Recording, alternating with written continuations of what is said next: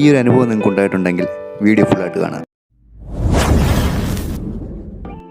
ഇത് കുറച്ച് പഴക്കം ചെന്ന കാറുകളൊക്കെ യൂസ് ചെയ്യുന്ന ആൾക്കാരാണെങ്കിൽ പെട്ടെന്ന് മനസ്സിലാവും. നമ്മുടെ സീറ്റ് ബെൽറ്റ് നമ്മൾ ഇട്ടിട്ട് പുറത്തേക്ക് ഇറങ്ങുമ്പോൾ നമ്മൾ സീറ്റ് ബെൽറ്റ് റിമൂവ് ചെയ്യുമ്പോൾ ഇത് റിട്രാക്റ്റ് ആവാതെ ഇങ്ങനെ പോയി കിടക്കും, കണ്ടോ? അപ്പോൾ അത് എന്തുകൊണ്ടാണെന്ന് വെച്ചാൽ നമ്മൾ കാലക്രമേണ നമ്മുടെ യൂസ് കാരണം ഇതിൽ നമ്മുടെ കയ്യിലുള്ള ഓയിൽസ് ഇപ്പോൾ വർക്ക്ഷോപ്പിലൊക്കെ കൊടുക്കുകയാണെങ്കിൽ അവരുടെ കയ്യിലുള്ള ഗ്രീസ്, നമ്മുടെ കയ്യിലുള്ള അഴുക്കുകളൊക്കെ കാലക്രമേണ ഇതിൽ അടിഞ്ഞുകൂടി ഇത് റിട്രാക്റ്റ് ആവാതെ ആവും. അപ്പോൾ അതെങ്ങനെയാണ് ശരിയാക്കുന്നത് നമുക്ക് നോക്കാം.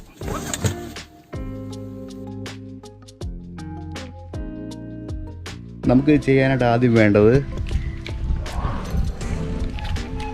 2 ബക്കറ്റ്, ഒരു ഡിഷ് വാഷിംഗ് സോപ്പ് എന്ന് ഞാൻ പറഞ്ഞത് എന്താണെന്ന് വെച്ചാൽ, ഡിഷ് വാഷിംഗ് സോപ്പിൽ നമ്മുടെ ഗ്രീസ് കട്ടിങ് പവറുണ്ട്. അതായത് നമ്മൾ ഈ പാത്രത്തിലുള്ള ഓയിലെ ഗ്രീസൊക്കെ റിമൂവ് ചെയ്യുന്നത് ഈ ഒരു സംഭവമാണ്. അതുകൊണ്ടാണ് നമ്മൾ യൂസ് ചെയ്യുന്നത്.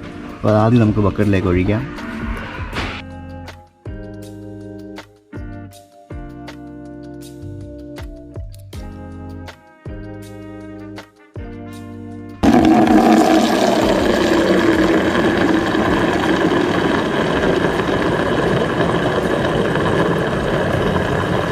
ഞാനിതിനകത്ത് നമ്മുടെ കാറിൻ്റെ കവർ ഈ സീറ്റിൽ വെച്ചിട്ട് ഒന്ന് പ്രൊട്ടക്റ്റ് ചെയ്തിട്ടുണ്ട് സീറ്റ്. കാരണം നമ്മൾ ഈ സീറ്റ് ബെൽറ്റ് ക്ലീൻ ചെയ്യാനാണ് പോകുന്നത്.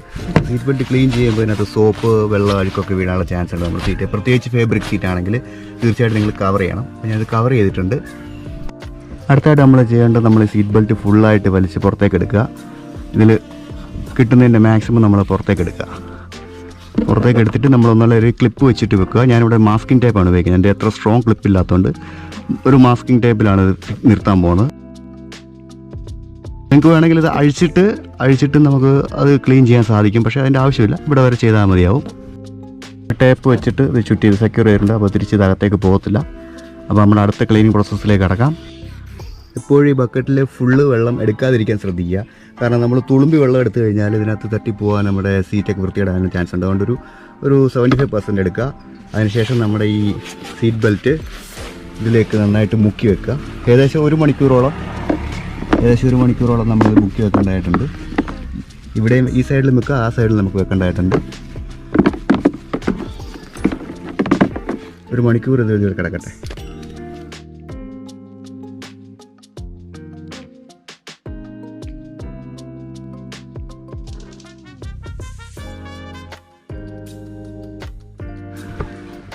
ഇങ്ങനെ ചെയ്യുമ്പോഴുള്ള ഒരു ഗുണമെന്ന് പറഞ്ഞാൽ നമ്മൾ യൂസ് ചെയ്യുന്ന ഭാഗമാണ്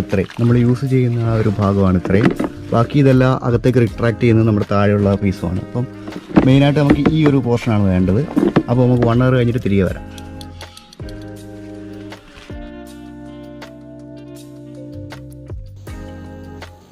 അപ്പോൾ 1 hour കഴിഞ്ഞ് നമ്മുടെ ബെൽറ്റൊക്കെ നന്നായിട്ട് കുതിർന്നിട്ടുണ്ട്. ബക്കറ്റിൽ തന്നെ ഇട്ട് നന്നായിട്ടൊന്ന് കഴുകുക. അതിന് ശേഷം ഒരു മൈക്രോ ഫൈബർ ക്ലോത്തോ അല്ലെങ്കിൽ ഒരു നല്ല ടർക്കിയോ ഉപയോഗിച്ചിട്ട് ഇത് തുടയ്ക്കുക. നന്നായിട്ട് ഉണങ്ങണം. ഈ നമ്മുടെ സീറ്റ് ബെൽറ്റ് മെറ്റീരിയൽ അതിൻ്റെ ഒരു നേച്ചർ എങ്ങനെ ആയതുകൊണ്ട് പെട്ടെന്ന് ഉണങ്ങും. അതുപോലെ വെള്ളമൊന്നും ഡ്രിപ്പ് ആവുമൊന്നുമില്ല. നന്നായിട്ട് തുടച്ചെടുക്കുക.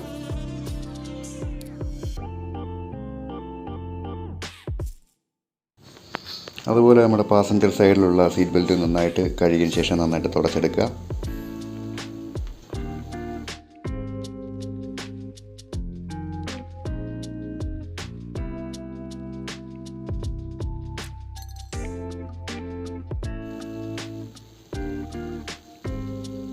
അപ്പോൾ നമ്മൾ ഈ വെള്ളത്തിലേക്ക് നോക്കിയാൽ തന്നെ നമുക്ക് മനസ്സിലാവും എന്തുമാത്രം അഴുക്കുണ്ടായിരുന്നു അതിനകത്തുനിന്ന്. അപ്പോൾ നമ്മൾ പുറമേ നോക്കുമ്പോൾ ഒന്നും നമുക്ക് കാണില്ല, പക്ഷേ ഇതാണ് അവസ്ഥ. അപ്പോൾ ഇത്രയും അഴുക്കുണ്ടായിരുന്നു സീറ്റ് ബെൽറ്റിൽ, അഴുക്കും ഓയിലും ഒക്കെ ഉണ്ടായിരുന്നു. സോ നമ്മുടെ നെക്സ്റ്റ് സ്റ്റെപ്പ് എന്ന് പറഞ്ഞാൽ നമുക്കൊരു 400 ഗ്രിറ്റ് അല്ലെങ്കിൽ ഒരു 500 ഗ്രിറ്റ് സാൻഡ് പേപ്പറാണ്. ഈ സ്റ്റെപ്പ് മറക്കാതെ ചെയ്യണം. ഈ സാൻഡ് പേപ്പർ ഉപയോഗിച്ച് നമ്മുടെ ഈ ബെൽറ്റ് ഉള്ളിലേക്ക് പോകുന്ന ഒരു ചാനലുണ്ടല്ലോ, ആ ഒരു പാത്ത് നമ്മളൊന്ന് ക്ലീൻ ചെയ്ത് കൊടുക്കണം. കാരണം നമ്മൾ ഈ സീറ്റ് ബെൽറ്റ് ഇടുമ്പോഴോ ഊരുമ്പോഴോ ഒക്കെ റിട്രാക്റ്റ് ആകുന്ന സമയത്ത് നമ്മുടെ ഈ ഓയിൽ അഴുക്കെല്ലാം അവിടെ പോയിട്ട് അടിഞ്ഞുകൂടാനുള്ള ചാൻസ് ഉണ്ട്. അപ്പോൾ നമ്മൾ ആ ഭാഗം തീർച്ചയായിട്ടും ക്ലീൻ ചെയ്യണം. ഡ്രൈവർ സൈഡും ചെയ്യണം, പാസഞ്ചർ സൈഡും ചെയ്യണം.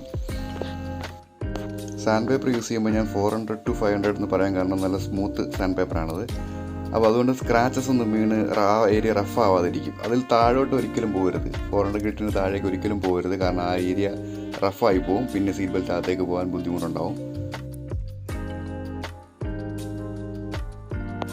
അപ്പോൾ നമ്മുടെ ക്ലീനിങ് പ്രോസസ്സ് ഇതോടുകൂടി കഴിയുകയാണ്. നമുക്കിതിന് ടെസ്റ്റ് ചെയ്ത് നോക്കാം.